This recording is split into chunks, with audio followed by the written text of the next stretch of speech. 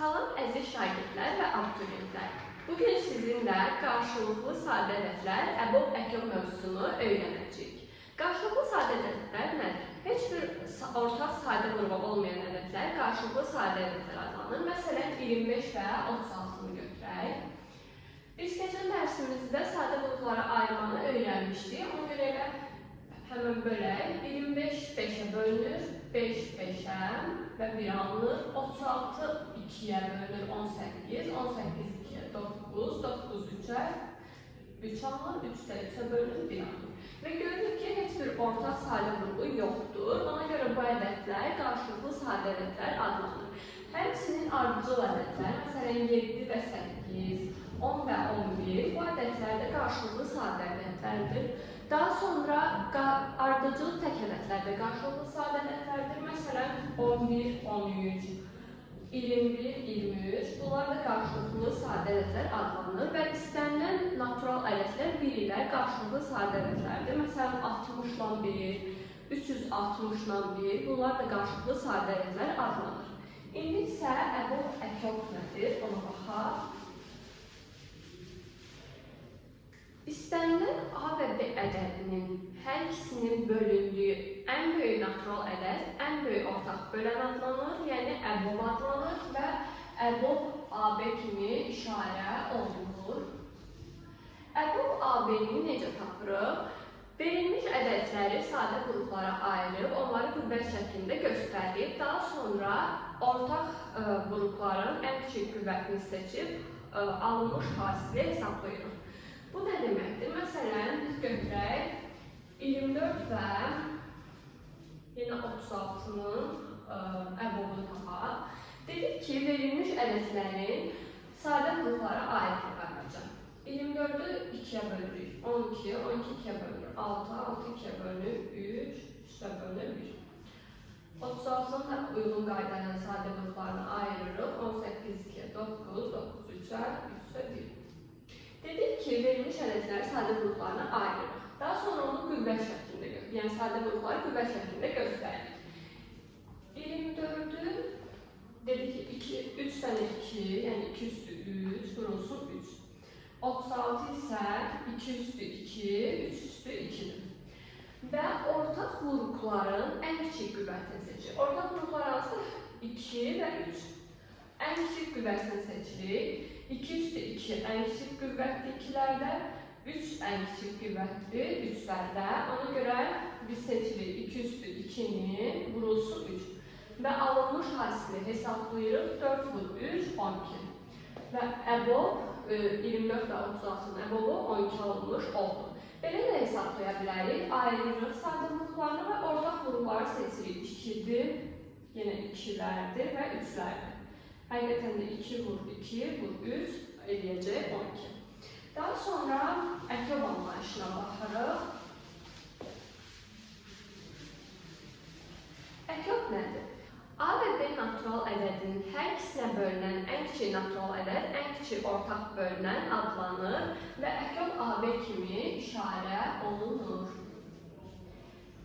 Əkyobu necə hesablayırıq? Verilmiş ədədləri yenə sadə qruplarına ayırırıq, qüvvət şəklində göstəririk və ən böyük ədədi seçirik və digərlərində olan qruplara tamamlayıb, onun alınmış hasili tapırıq. Bu nə deməkdir? Məsələn, tutaq ki, əkyob 20 ilə 50-ni tapmalıyıq və 20 ilə 50-ni əvvəlcə sadə qruplarını ayıraq. 22-yə bölünür 10, 12-yə bölünür 5, 5 5-ə bölünür 1. Daha sonra 52-yə bölünür 25, 25 5-ə bölünür 5, 5 5-ə bölünür 1. Dedik ki, verilmiş bu ədədləri sadə qruplarını ayırırıq, daha sonra da qüvvət şəklində göstəririk. 50-ni 2 vur, 5 vur, 5-in kvadratı kimi göstəririk. 20-ni isə 2-nin kvadratı vur 5 kimi göstərilir. Qüvvətə ayırdıq. Daha sonra dedik ki, ən böyük ədədi götürürük. Ən böyük ədəd hansıdır? 50-dir.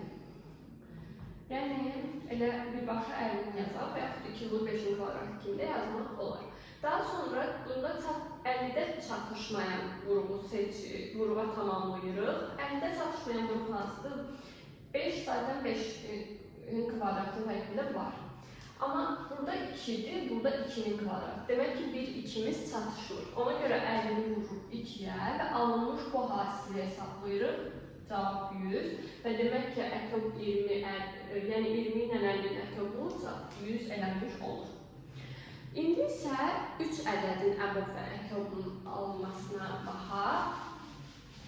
Eyni qaydanı orada da tətbiq edəcək. Sadəcə 3 ədəd olduğu üçün biraz çətin görünə bilər. Məsələn, əbob 20, 30, 40'a baxaq. Sadə ədədlərdir. Deməli, demişdik ki, verilmiş ədədləri biz sadə qruplarına ayırırıq, daha sonra qüvvət şəklində göstəririk. Əvvəlcə sadə qruplarına ayıraq. 22'yə bölünür 10, 12'yə bölünür 5, 5'ə bölünür 1, daha sonra 32'yə bölünür 15, 15'ə bölünür 5, 5'ə bölünür 1, daha sonra 42'yə bölünür 20, 22'yə bölünür 10, 12'yə bölünür 5, 1. İndi isə verilmiş bu sadə qrupları qüvvət şəklində göstərək. 20 bərabərdir 2'nin kvadratı vur 5.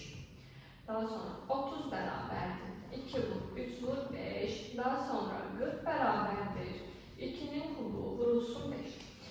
Dedik ki, qüvvət şəklində göstərdik. Daha sonra ortaq qruplardan ən kiçik qüvvətləri seçir. Ortaq qruplar əvvəlcə hansılardır? 2'lər və 5'lər.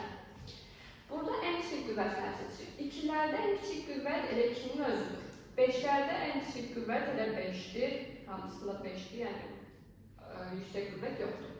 Elə ona görə də 20, 30 və 40'ın əbobu 2 vurulsun 5'dir. Yəni cavab 10 alınmış olur. Elə bu ədədlərin gəlib indi isə əkobunu tapaq.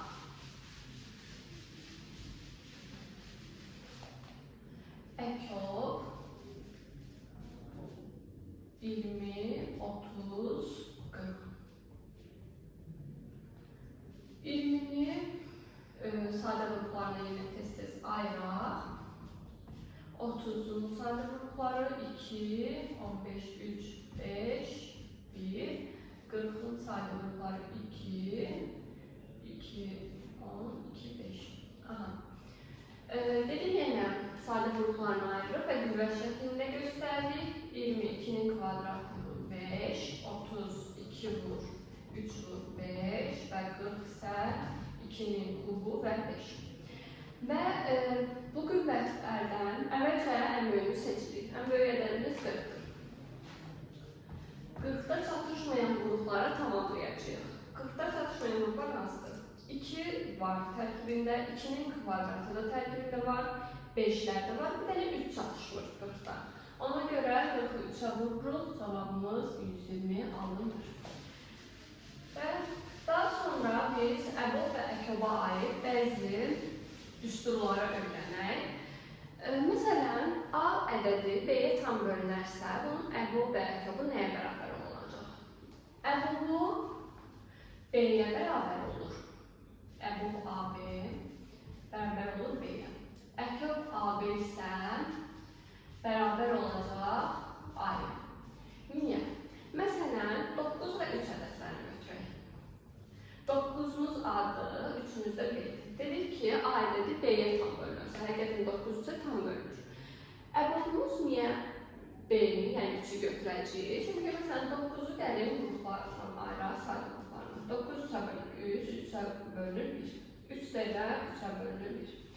Əbobumuz nə idi? Ən kiçik 9 və 3'ün bölündüyü ən kiçik natural ədədidir. Yəni, ortaq qrupumuz 3'dür. Yəni, əbobumuz 3'dür. Ona görə B-ni götürürük. Əkob nə idi? 9'da çatışmayan qrupa vuracaqdıq.